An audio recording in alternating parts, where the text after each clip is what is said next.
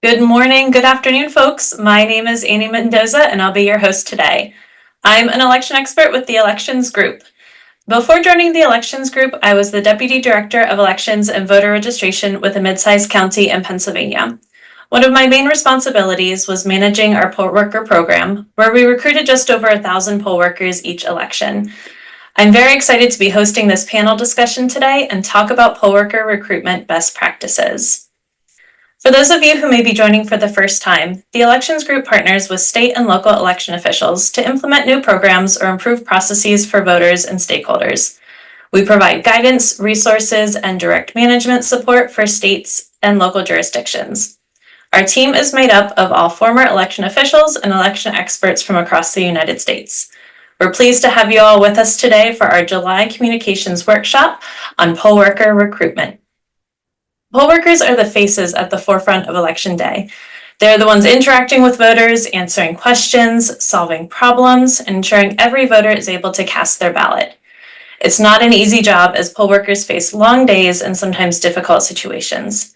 Historically, poll workers are older, retired individuals who have lived and voted in their community for years. Recruiting new poll workers has been one of the biggest challenges for election officials across the country, especially during and following the 2020 pandemic.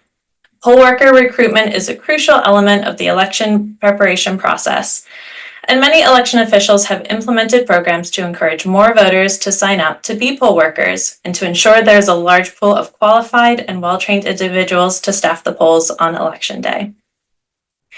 We have a few poll worker recruitment resources that we'll be highlighting today, and we'll drop those in the chat so you all can follow along at home. Also, the Q&A feature is open for attendees to ask questions, and we'll have a dedicated Q&A section towards the end of the webinar. If your question is not answered, we will encourage you to follow up via email at support@electionsgroup.com. And also, please be aware that we are recording this webinar. All right, let's get started. I'm excited to announce our panelists joining me for today's discussion. We have Kay Cook, Election Administration Outreach Manager with Power the Polls, Josh Decard, Deputy Director of Elections Operations in Charleston County, South Carolina, their Board of Elections and Voter Registration Office.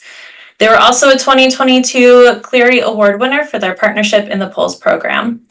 And Ellen Gustafson, who's the co-founder and executive director of We the Veterans, Military Families, and Vet the Vote. Kay, I'll let you go first to give more of an introduction on your background and the work that you do. Thank you so much, Annie. So I'm a proud election administrator nerd, having served in the elections policy, education, and outreach space since 2012. And Power the Polls is a collaboration of hundreds of nonprofit and corporate partners. Collectively, we help hardworking elections administrators recruit poll workers and other seasonal election workers. As the election administration manager, I work to track where and approximately how many poll workers are needed across jurisdictions. And we're currently tracking 778 jurisdictions nationwide that are seeking additional poll workers. We're also tracking 724 jurisdictions that are already fully staffed or very nearly fully staffed. So go team. Thank you, Kay. Josh, let's hear more from you about your role and the work that you do in Charleston County. Sure. Thanks for having me. So I've been in elections for 16 years. This is my 16th year in elections. I've served in roles everything from poll worker to director to now deputy director over elections operations. I'm directly involved in equipment, polling locations, and precincts, including poll workers here in Charleston County. So we've been able to implement a lot of new programs and initiatives to recruit a lot of poll workers that have professional poll workers that have really served us well in Charleston. So I'm excited to be able to tell you more about that in a little bit. Thanks for having me. Thank you for being here. And let's hear more from Ellen. Hi, all. Thanks so much for having me. I'm Ellen Gustafson, as said, co-founder of We the Veterans and Military Families, which is the organizer of the Vet the Vote Coalition. We created the Vet the Vote Coalition in response to the need for poll workers in 2022, as many of you experienced and know. And we had the amazing fortune of recruiting not only over 30 military, family, and veteran service organizations to join our coalition, and the NFL, and most recently NASCAR.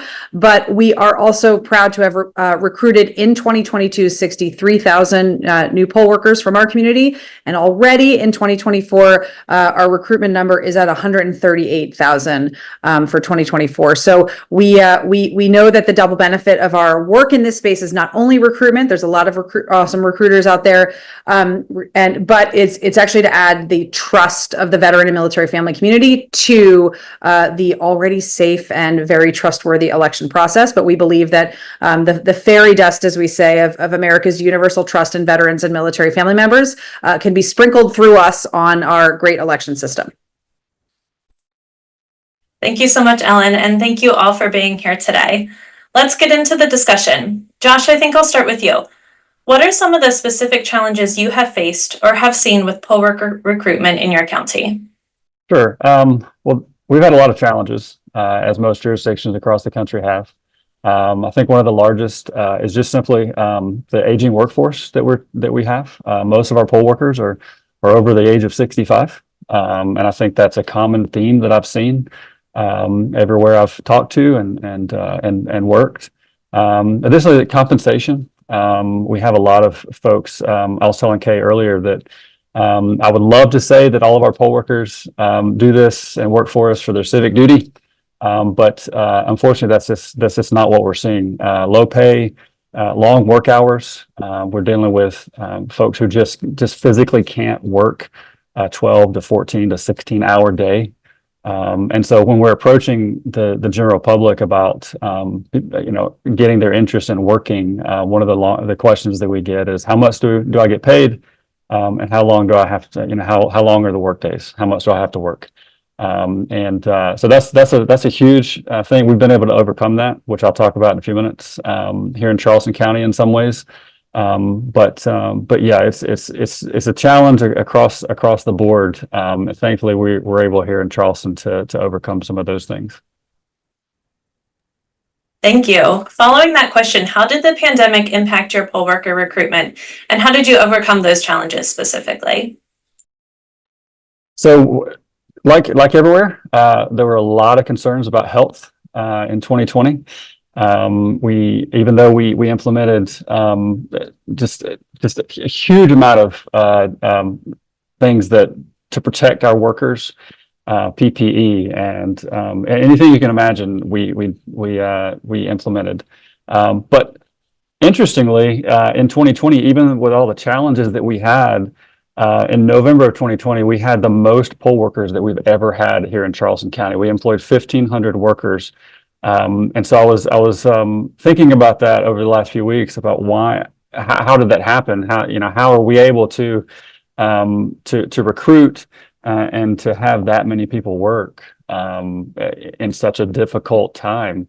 And it really boils down to a few things. It boils down to we increased our budget. We're thankful to be able to get a lot of grants during that time to help us increase our recruitment, our advertising. We used billboards. We did a lot. We employed an ads group to help us do social media advertising, newspaper advertising. We were all over the radio, all over the television. But also it helped us increase the pay, and kind of piggybacking on what I said was one of the challenges and still a challenge. We paid poll workers more in 2020 than we have been able to ever since. And so all of those things combined, staying in front of the media, staying in front of the public in various fashions, and hitting all of those age groups, and being able to say, hey, you're not just going to come in and we're going to pay you $100 for the day. We're going to pay you now $260 for the day, was a huge draw for most people. And actually, we found that most of those people who worked in 2020 have continued to come back, even though the pay has decreased somewhat, not quite that much, but we have been able to keep our pay up. And actually this year, we're increasing it even more. And so 2020 was a challenge for many people, but we were able to be very creative in what we did, and recruit a lot of poll workers that really helped us have such a successful election. Thank you. Kay or Ellen, any specific challenges you all have faced in your fields, and how did the pandemic impact that as well? Yeah, Power the Polls actually got started in the pandemic. So we wanted to help recruit the next generation of poll workers. So we kind of dove headfirst into these challenges that the pandemic created around poll worker recruitment by naming those challenges and the need directly to the American public. And so we've had a pretty amazing coalition of business partners and nonprofit partners across the political spectrum since our inception, united, with the shared goal of being a one-stop shop for poll worker recruitment. But we found that by being as transparent as possible about the need and the challenges, that Americans wanted to step up to serve. And so I'm thrilled to hear that Isaac saw that enthusiasm in Charleston County. But we're really proud to help uplift that, across the country. One of our current challenges that we are seeing and trying to rise to meet is there is a significant need across the country from multilingual poll workers who are fluent in English and at least one other language. In 2022, we recruited bilingual poll workers speaking over 25 languages and have over 50 languages represented in our database.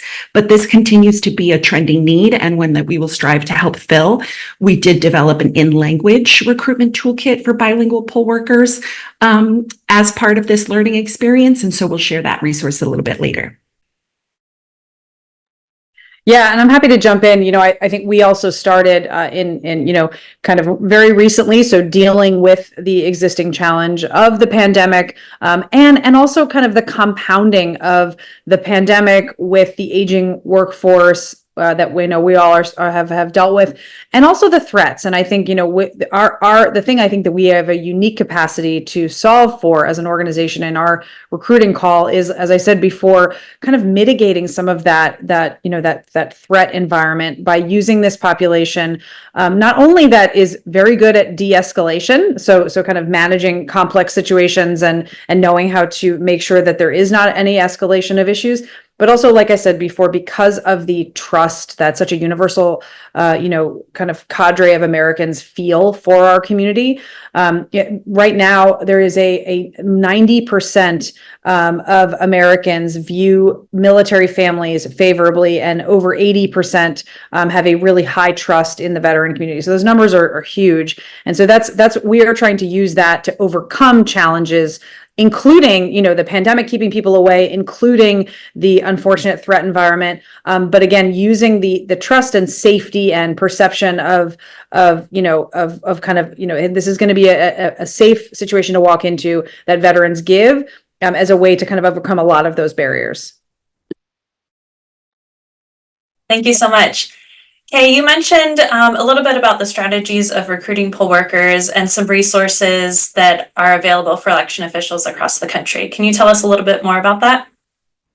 Absolutely. So we're going to share some resources in the chat, but you can learn more about how we support elections administrators also on our website at powerthepolls.org/election officials. But essentially, we're a one-stop shop for nonprofits and companies that want to partner to help recruit poll workers across the country. If you're a partner and you're trying to recruit, it can be really overwhelming to try to navigate all the different applications, the different eligibility requirements, since we realize every jurisdiction is different. And so our co-founders at Work Elections help us track all of those details for all of our partners by reaching out to the amazing election heroes on this call via phone and via email. So our partners get their own custom recruitment link so that they can track their progress. And when anyone in their orbit goes to powerthepolls.org, all they have to do is put in their zip code and they'll automatically be redirected to their local jurisdiction's application. They can see the eligibility requirements, pay, hours, etc. And Work Elections helps us to keep that information constantly updated. We also update partners regularly with recruitment toolkits where poll workers are needed so that they can best support you all. But for elections administrators, it can also be daunting to try to reach out to all these nonprofits and companies to ask them if they might be willing to help you recruit. So I know a lot of elections administrators who have found success in partnerships. with local groups or businesses. So just as we act as a one-stop shop for partners, we're also a one-stop shop for elections administrators. If you let us know that you need folks, we will then share that call for recruitment support with our hundreds of partners who have already committed to helping, including amazing We the Veterans, U.S. Chamber of Commerce, and hundreds of others. So, and, if you don't need poll workers generally, but you do welcome more bilingual poll workers specifically or tech-savvy poll workers specifically, we've got a way to track that too. So please don't hesitate to email, call, or call me or complete our survey that we're going to pop in the chat later. Thank you so much for sharing those resources. Charleston County, South Carolina received a Clearinghouse Award in 2022 for their partnership at the Polls program. Josh, can you share more about this program and what led you to create it? Absolutely. I'm so excited to talk about this because it was such a neat idea. And it's one of those ideas that we just came up with it thinking outside of the box, like how can we have organizations around here. We have organizations that want to do more for their communities, and they're always looking for ways to volunteer, for ways to raise money. So we came up with a partnership with the polls, and it's multifaceted. So there, one part of it we call our Adopt a Polling Location program. What that allows organizations or businesses to do is to, in essence, adopt a polling location. So they're able to provide poll workers for us. And instead of each individual getting the money, what we do is we write the check to that organization. And so we've had many partners in our Adopt a Polling Location. They've been able to raise well over $10,000 in the last 2 years for various organizations throughout Charleston County in this area. One of those being anything from the South Carolina Stingrays, local hockey team, to a local high school wrestling team that helps us every election. And they've raised a lot of money for their organizations. The other thing that we wanted to do is the question we had was, how can we get professional, reliable workers that we don't have to worry about not showing up, that we know are already vetted in some way, that are professional, they're committed to the county already. And so we looked internally in Charleston County employees. And so we call that our Day for Democracy program. And it gives county employees an opportunity to give back to the community in addition to earning a little extra money on the side to work for us. And that has been such a huge success here in Charleston County, in addition to partnering with local sports teams to get the word out about our poll worker needs. And so really we're finding that every election, the interest in those programs are increasing, and we've heard nothing but positive responses to what we've been doing. That's so great to hear, Josh. How are you planning on using partnership at the polls for the upcoming November election? Sure. So again, we want to increase our turnout. We want to increase our workers for that. So we've already started recruiting county workers. We've already had people start signing up. They're always, I get emails all the time from county workers. Hey, when can I sign up for the next election? Are we allowed to work for this next election? So I've already gotten a lot of people interested in that. For Adopt a Polling Location, we have a lot of organizations interested. Our goal would be to have at least a quarter of our polling locations, which we have over 100 polling locations. So at least 25 or 30 of those fully staffed and adopted by an organization. Just a little way that we can give back to the community. It gives them something to do. It gives them a way to earn money for their cause. But it also allows us to have reliable professional people staffing a polling location. And that just increases trust in the process. It increases the perception of what we're doing. And I think it's just a win-win for polling locations, for voters, for our county, for our staff. Everybody just wins in this scenario. Thank you so much. Another approach to poll worker recruitment is reaching out to specific communities, like Vet the Vote does with veterans and military families. Ellen, can you share more about how your organization reaches out to military members and their families to encourage them to work the polls? Yeah, happily.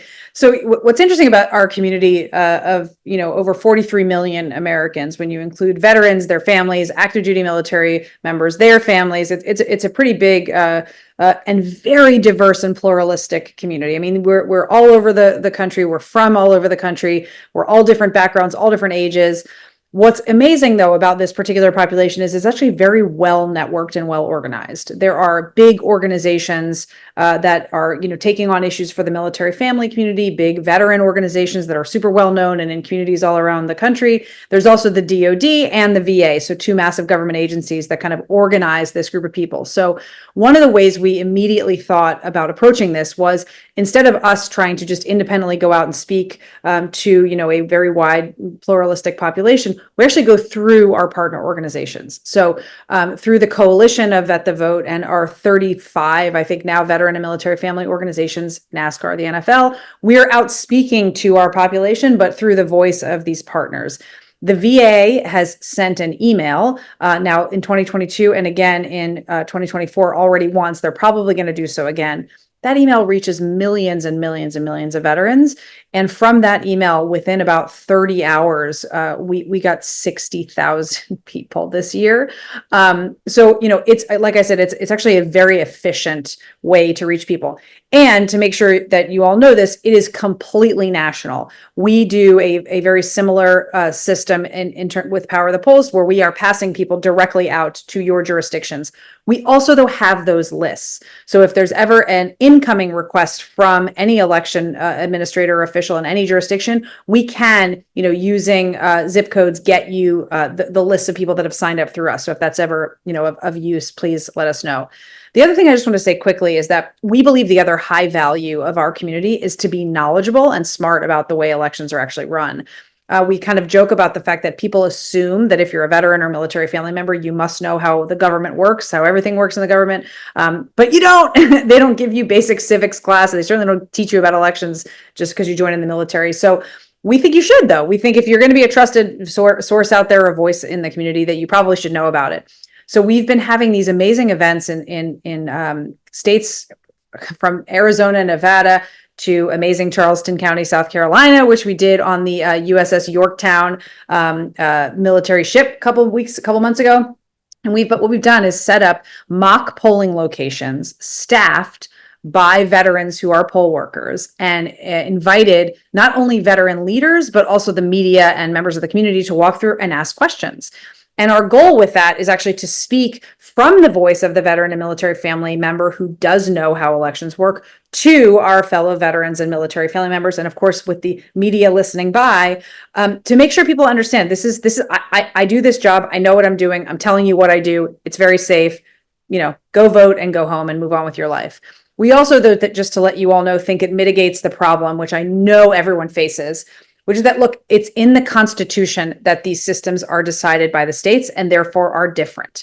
And we know that is what sows much doubt and misinformation, because you can say, hey, I know that it works okay in my state, but those guys over there, well, they don't know what they're doing. We believe that by building out this library of information and videos and educational materials about how different states work, but again, not coming necessarily just from the election officials, but coming from us, this population of fellow Americans. We believe that this library that we are going to promote more and more as we get closer to the election will help to mitigate some of that, because we're saying, look, there's veterans in Arizona that are doing this. There's veterans in South Carolina that are doing this. They're doing it a little bit differently, but they're all well trained. They all get the job done. And we hope that really does help some of the rampant misinformation that flies around because of this constitutional system that makes our systems really different. Thank you so much. That's really exciting to hear all the work that you're doing. So this next question is open to any of our panelists here. As we have discussed, poll worker recruitment is a challenge for many election officials across the country. What advice would you give to election officials in other areas of the country who are struggling with poll worker recruitment? I'm happy to jump in and say, look, vetthe.vote. We're happy to talk to anyone. We are happy to dig through our lists and get you the names of people and from who we've recruited in the past. We're also happy to figure out some educational events, in states and jurisdictions across the country. And I think, we do believe that connecting the even just the name veteran to voting is a really, high impact thing. We're about to come out, just so you all know, with a collaboration with the US Vote Foundation about the program Vote to Honor a Veteran, which exists in, I think, 18 or 20 states, maybe more already. And we're just going to talk about it and just, advertise it, because we believe that the more you associate the word voting with our veterans and how veterans fought for this right. This is our system that we have defended for many years. It's always been safe. It's always been fair.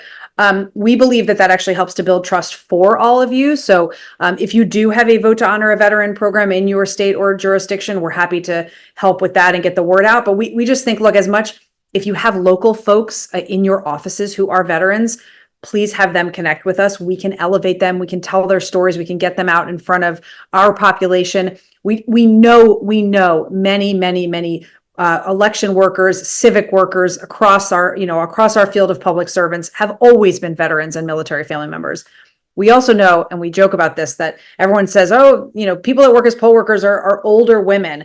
Well, we now just come out and say, well, they're ours, because they're probably all married to Vietnam vets. So we claim all of those old ladies and say they're all members of the veteran and military family community, and therefore they should be trusted. So in any way that we can help get that connection point between our community being there with you, serving again, and the trust in our system, we are happy to do so.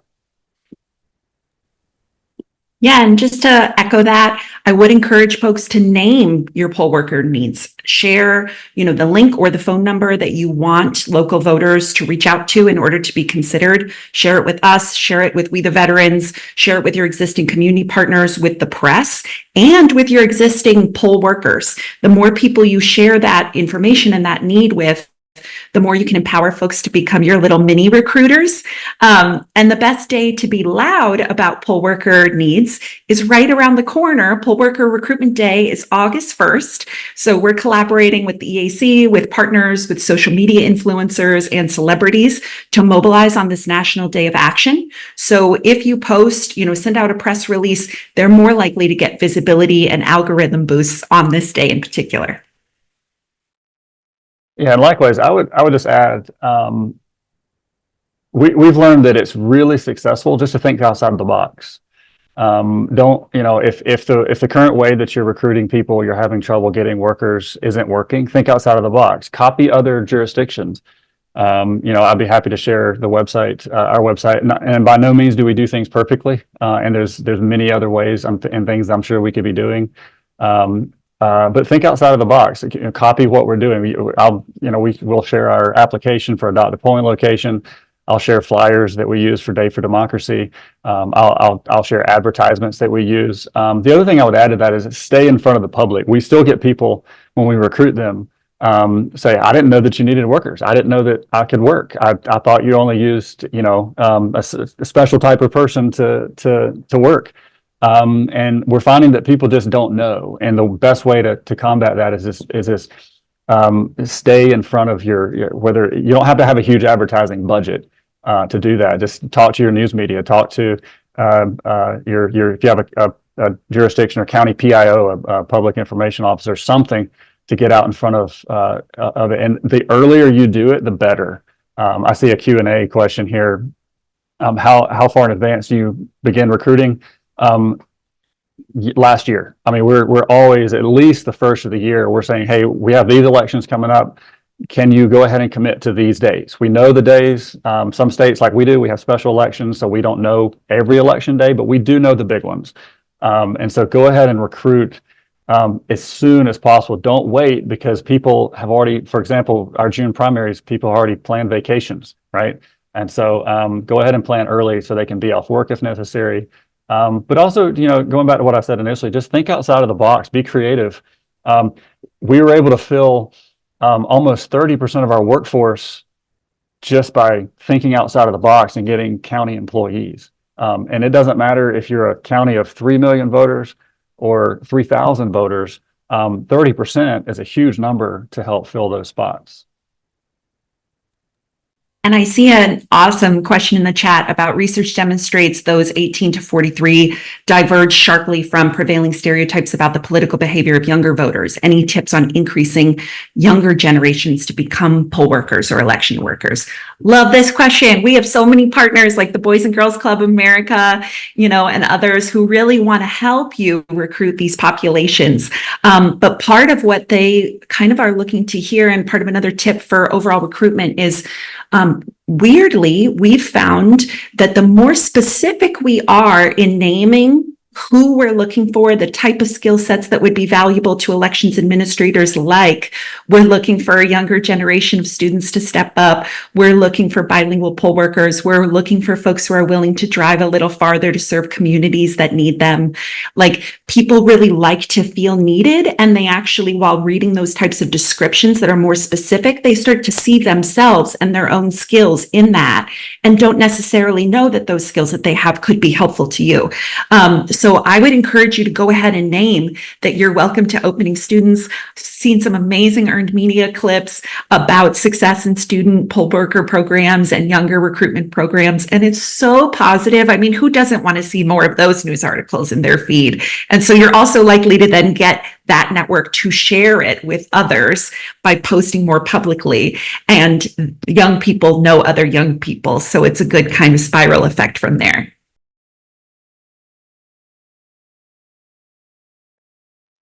I'd also like to reiterate what Josh said about collaborating with other counties and jurisdictions. I think if you're stuck on something, probably your best bet is to look at a neighboring county or a county in your state or across the country. Any jurisdiction that I've worked with has been more than willing to share resources. That's one of the things I love about this elections community, is that everyone's willing to share, lend a helping hand. So lean on your network. Everyone is here to be your support system. So definitely look to other counties for their resources. So another component of poll worker recruitment is retention. The elections group has a resource with tips for poll worker retention, which we will link in the chat. But what advice do you all have for not only recruiting new poll workers, but also encouraging them to return and work in the next election?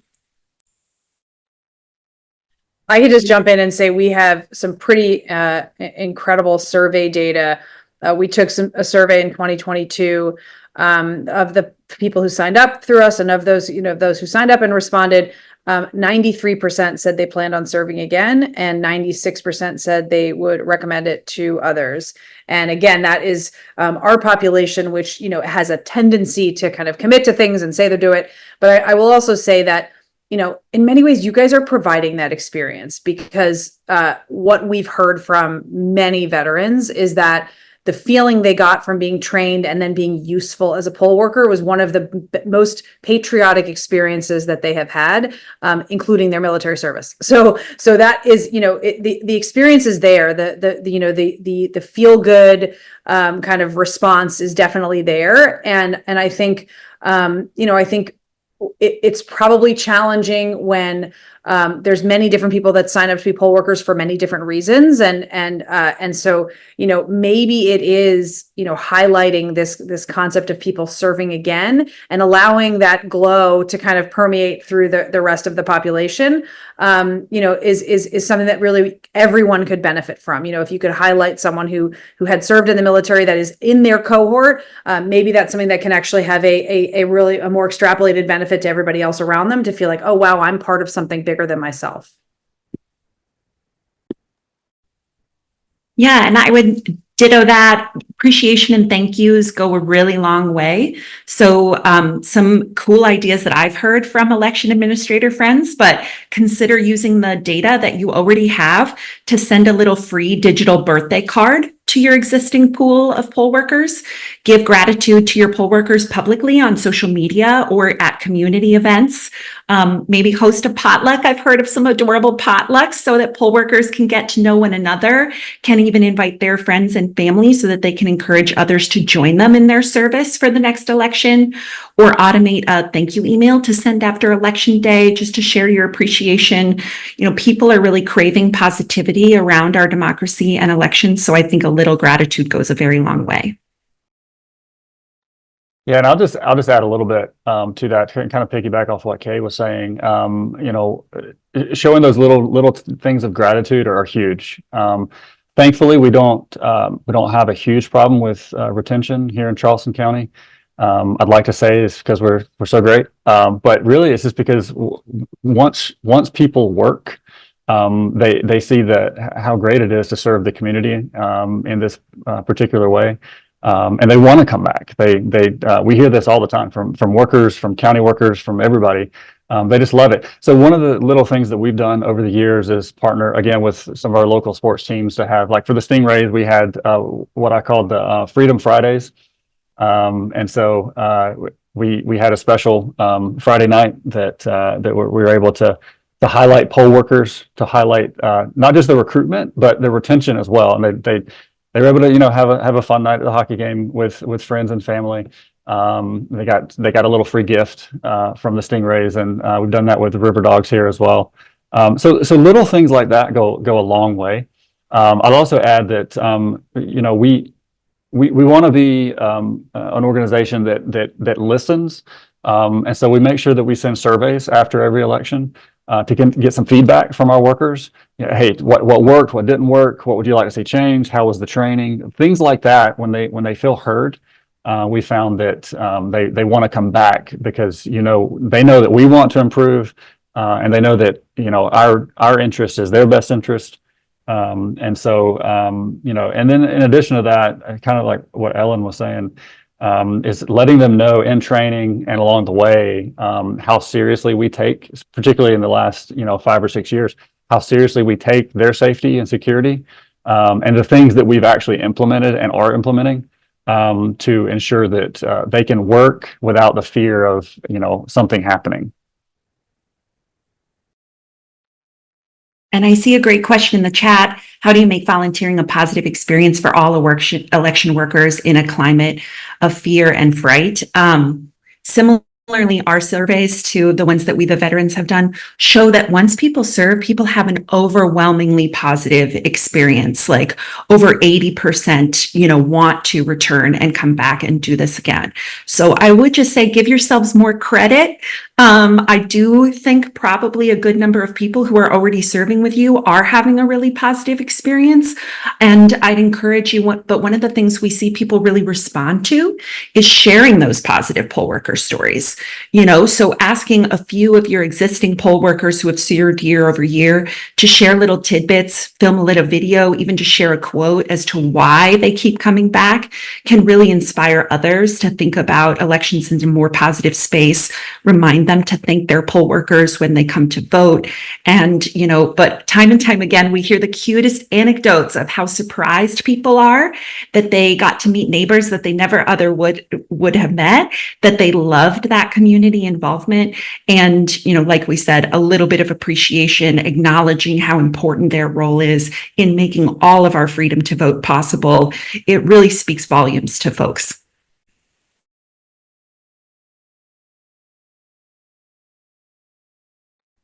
Thank you. We do have another question in the chat.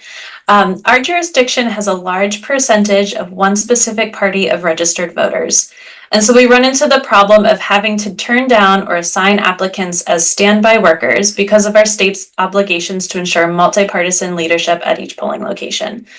Besides the resources already referenced here, how do you recommend more diversity with party affiliation recruitment? So that's the first part of the question. Second part, additionally, we have no double dipping rule, which means we have to follow in our jurisdiction for county employees that they cannot take leave on election day or during early voting to work as an election worker and then get paid for that work. They can only work in hours deemed overtime as paid by our department. Did you run into similar issues when advocating for your county employee recruitment program? Yes, I can speak to the second question. South Carolina doesn't. We don't have to deal with the party affiliation recruitment. Thankfully, I guess maybe it works some places, but thankfully here we don't register by party. However, the double dipping, it took us years of talking with county administration and other, you know, payroll, HR, years of talking, having talks. How can we make this work? I'll be happy to share some resources and have a conversation on the side, but ultimately it came down to the county administrator being on board with it. We worked out a way where employees can take a paid administrative leave. And then the way they get paid is just the flat poll worker pay. And there's a specific way that happens. There are rules to follow. They can't work the full election day, for example. They can't work more than 8 hours. So we do have to have shifts.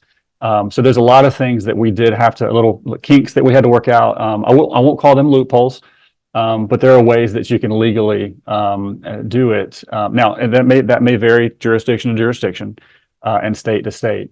But that goes back to my, if you don't ask, you don't know. And we had to get really creative in talking to the powers that be to make it work. And then once we did, there's still limitations, like I said. But we get more and more workers every single time, and we'll probably have over 200 this time, easily 200 that work in November for us. But it took time. It didn't just happen overnight. We just didn't come up with the idea and implement it. It took years of us talking to actually multiple county administrators, and thankfully our current administrator is great. And he's on board with it. And all it took was one person to say, hey, how can this happen? How can we make this happen? And let's look at that. But it's not an easy thing to do. It did take time. But if you don't ask, if you don't explore it, you may never know if it's possible in your area. But I would encourage you to ask. Yeah, and I do have reason to think that it has benefited other counties and jurisdictions greatly. Shout out to any election administrators from Hawaii or Alaska on this call. But y'all are the best staffed states in the country, like hands down. And I think it's in large part due to policies that you guys have had in programs to encourage other state government employees and county government employees to help work the polls. But to the first part of the question, you're not alone. A lot of election administrators face this issue, right? They have a population that tends towards one registration, and so it's harder for them to recruit from the other registration. One thing I would encourage you to do, name it. So, I know it can be hard because we don't want to be partisan. We're in a nonpartisan role, but the language that we use, is that a jurisdiction is looking for Republican or Democratic poll workers to ensure parity at the polls, right? And to remind folks that this is about ensuring equality and that all parties are represented. And they really appreciate that when they understand that context.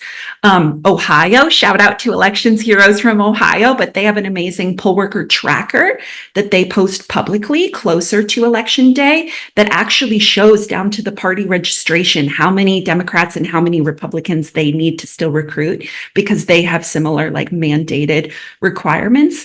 The other interesting recruitment I learned from an election administrator friend is that if your state allows you to recruit younger students, right, who are 16 or 17 years old, they're not yet registered. So I have talked to some elections administrators who were able to recruit students, and in that way were able to help backfill some of those positions if they, still tried, but were not ultimately successful in reaching exact party parison. They could fill those slots with student poll workers who were essentially not registered at all yet.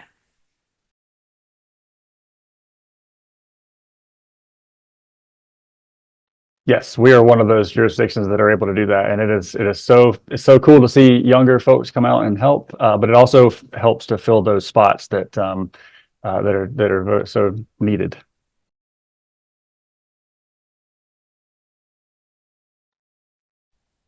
Those of you in the audience, please keep on sending those questions in. We're happy to answer any questions you have. We have already shared so many helpful tools, but what additional resources would you three like to share with election officials today? I'm happy to jump in. Just, vetthe.vote is our website. We are so happy to, connect with individual jurisdictions. We are working our way around the country through various state partnerships and local partnerships. We've already done events this year in Arizona, Nevada, South Carolina, Georgia, New Hampshire, Michigan, Texas, and West Virginia. We're coming up in Rhode Island, North Carolina, Montana, Vermont, and then we're working on Idaho, Idaho, Indiana, Florida, Arkansas, and New Jersey.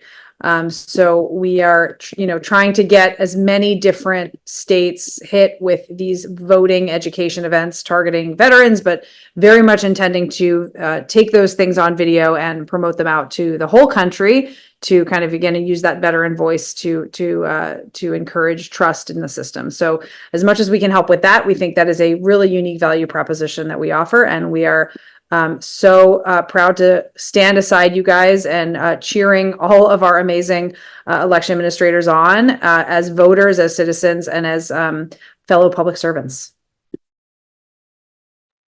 Yeah, and I'll add, in addition to Power the Polls and Vet the Vote, there are lots of resources out there. One of the biggest, if you're an election administrator, I would highly recommend getting involved with Election Center.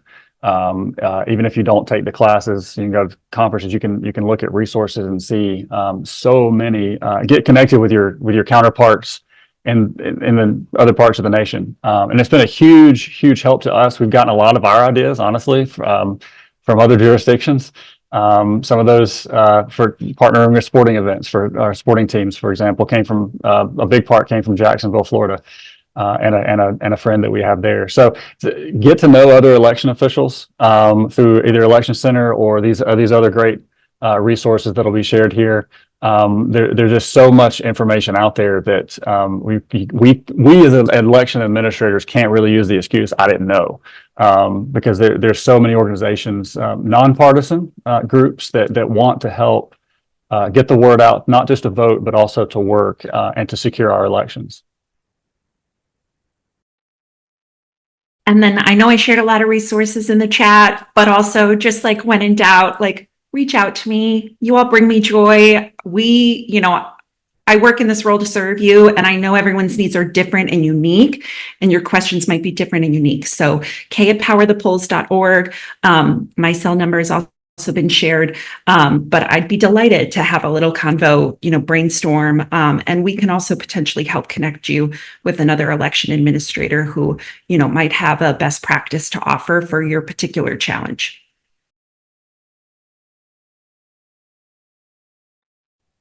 Thank you all so much. I'm not seeing any more questions in the chat or Q&As. So any final thoughts from the three of you? Just so much gratitude, just so much gratitude. I know you guys don't hear it enough, so I just want to keep repeating it. But thank you for your incredible service. Thank you for all you do for your team. Thank you for all you do to keep your staff and poll workers safe and to put out positivity and expertise and accuracy in this environment. And hopefully the incredible insanity of the candidates will take a little heat off you this election season. We're hoping. Yeah, and I'll just add from an election administrator who's been through every election since 2008. You're not alone. There are resources out there, so don't sit in your office thinking you're helpless and there's nobody to help you. You're not alone. You're not going through it alone.